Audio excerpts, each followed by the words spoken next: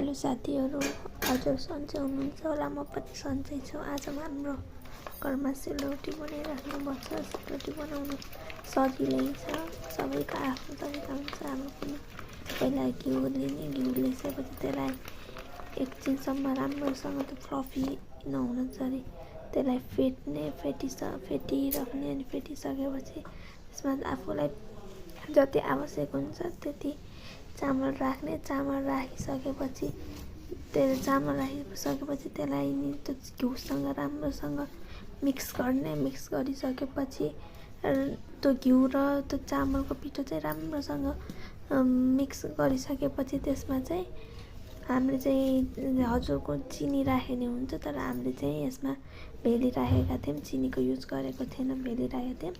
अनि त्यसपछि त्यसलाई तातो पानी नै नर्मल पानीले चाहिँ मुछ्ने। अनि त्यसपछि त्यो चाहिँ हाम्रो त्यो भेली, हामीले त्यो ठुलोवाला भेली युज गरेको थिएनौँ नि त, त्यही भएर त्यो हल्का त्यो छेक्टा जस्तो भएछ।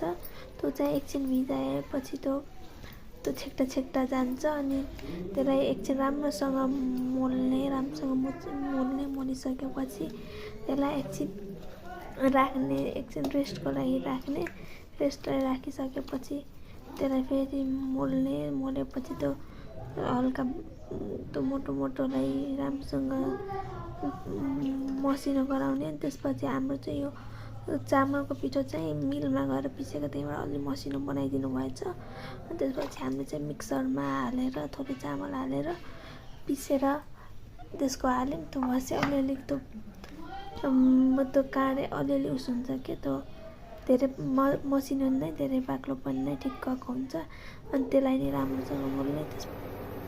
त्यसपछि यता यो फ्राई प्यानमा हामीले चाहिँ इन्डक्सनमै बनाएको थियौँ सेलरोटी, त्यही भएर यो फ्राई प्यानमा तेल राखेर त्यसलाई सेलरोटीलाई राखिसकेपछि त्यो राममा काँडेदार त बनेको थिएन, ठिकै बनेको थियो। त्यो सेलरोटीलाई फर्काइसकेपछि यस्तै बनेको थियो हाम्रो सेलरोटी साथीहरू। त्यस्तो राम्रो त बनेको थिएन, त्यही हो। हस् हजुरहरूलाई ह्याप्पी तिहार।